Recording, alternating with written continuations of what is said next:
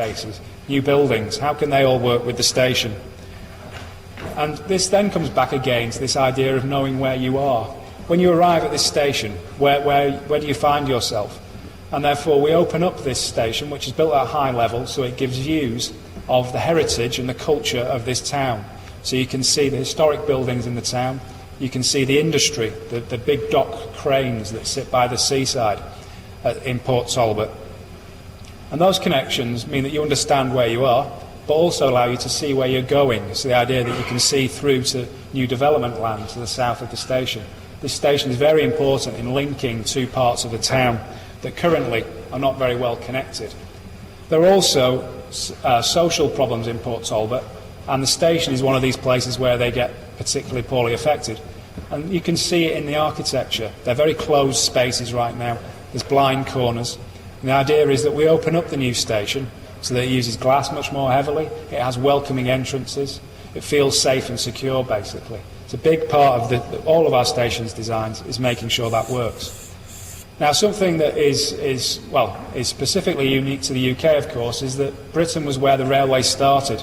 So we have railway buildings in Britain that are 170 years old, some of which are still in use. Now, of course, that's a long time, and there's been a lot of changes in technology during that period. And in some ways, a lot of these buildings are outdated, really, in terms of modern technology. But they are also often very popular. People like their historic buildings. They can see the character of the place where they used to live. And therefore, a lot of our station designs where we refurbish a building begin with an understanding of the history of the station. And this scheme is a particularly good example of that, where the original station plan we could find from old drawings, which is on the top right-hand side of this slide. By looking at that and then walking around the station, we could see the buildings that had been added since the original station was built, which are highlighted orange. And unfortunately, the architects who did these additional buildings didn't do things as well as the original architect did. So the buildings are difficult to understand, and you had things that confused the appreciation of the original buildings. And therefore we developed a new language for buildings that were added to the original station by taking away the inappropriate buildings that have been built over the last 50 years in particular, and finding a new way of putting architecture that is new alongside the old. And therefore we developed a strategy in terms of the materials and the geometry of the buildings, which is on the bottom right-hand side, so that you could tell the difference between old and new. The idea is that both can be a successful piece of architecture in their own right, so you can tell which is a new building and which is an old building. They have qualities of their own. They are hopefully both a good piece of architecture. But also you don't mix them up. You don't confuse one for the other. You can see what's new and you can tell what's old, and they can work together with one another. Another part of the process of looking at the way the station works was also to see what happened in the spaces originally. Where was the passenger concourse? Where were the cafes? Where were the tickets sold? We look into all of this so we can see the best way of using the station in the future as technologies change. And we move from a traditional paper ticket-based passenger experience bought with money through to modern technologies including smartphones and barcode-based tickets, and thinking about how ticketing might change and therefore how we will use the station in different ways. Moving on to the important nature of a station in terms of the identity of a place. Nottingham Station is a very large station, about 100 years old, that has seen many changes over time, and its interchange purposes are going to change in the near future when a light rail system is extended across the existing station. So we've got to think about how the different modes of transport all come together on this single site. And to do this at Nottingham, we are proposing moving many of the different access points around. So there's a new pedestrian entrance, there's a clearly defined car entrance and taxi areas, so you understand the station much better, and it becomes easier to use for everybody who goes around it. So for example, we're building a very large new multi-storey car park to take cars off the road. We put that next to the ring road so people can easily access it. The pedestrian entrance needs to be towards the city centre so people can walk on foot towards their destinations. And to do this, we have taken a number of the historic spaces and opened them up for new uses. So this space at the front of the station is called a porte cochere and is going to become a new pedestrian atrium.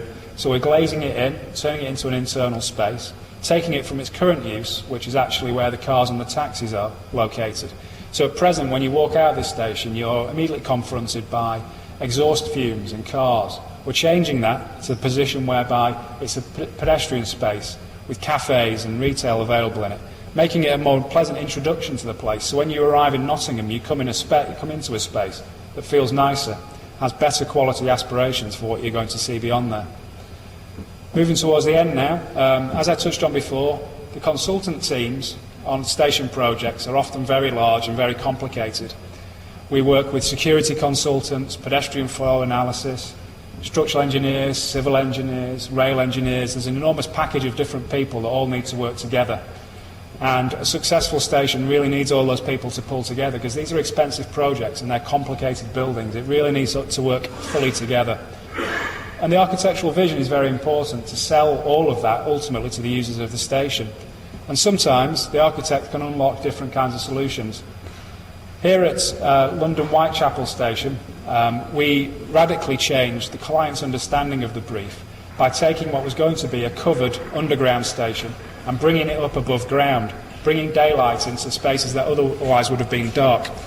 This is about integrating new with old again, a modern structure that is hanging off an original viaduct, and will integrate the existing underground network with the new Crossrail service. Crossrail is going to cross London from east to west and will plug into various transport nodes across the city. We therefore are dealing with a station that operates on many different levels, and therefore the circulation patterns need to be carefully brought together. Again, talking through different kind of connections, making sure that these are all pleasant spaces to be, the use of daylight and views. Particularly of interest, therefore, to kind of close out what we're talking about today, is how do we, as a British firm of consultants and architects, how do we go around the world? How do we work in other countries? Railway buildings, wherever you are in the world, are complicated, technologically mixed buildings with many different kinds of services to be included within them. And of course, legislation changes around the world. There are different laws, there are different rules. We need to appreciate all of these. We therefore need to talk to our clients very carefully wherever we are working, and we also need to work with local partners where relevant. Find the people on the ground who know their way round the best ways of doing things in a particular culture and within particular regulation systems. We therefore work with architects and consultants who work closely alongside our offices. We have an office in Abu Dhabi, and we have partners there who help us with the bids that we are working on for rail projects in this part of the world. And similarly, right now we're working on a bid in Shanghai with our office there and other partners in Beijing, so that we can understand not only the regulations of a particular place, the kind of fire escape widths and these kinds of things, but also what's appropriate in the culture of that particular country. What do people expect when they go into a station in a different part of the world? We don't necessarily understand that as British architects. We can bring lots of best practice examples from our own country, but we also need to learn from local cultures as well. To summarise then, this is a comparison of the scale of different projects we are currently working on around the world. As you can see, the orange mass changes size as you move from one part of the world to another. What's common to all of these, though, is the approach that BDP takes towards station design. The points that I've just described, these are all critical things that we work into every single station design, be it large or small. We have a real enjoyment that comes from designing station buildings, and each place where we design them is a unique place. Even if they're all new build on a particular metro line, each place is unique and is special, and therefore we need to think of the best way of designing a station for that location. That's all from me. Thanks for listening. Goodbye.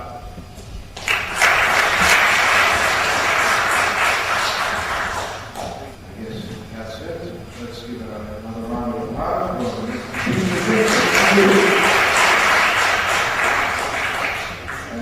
That's it, ladies and gentlemen. Okay, and once the service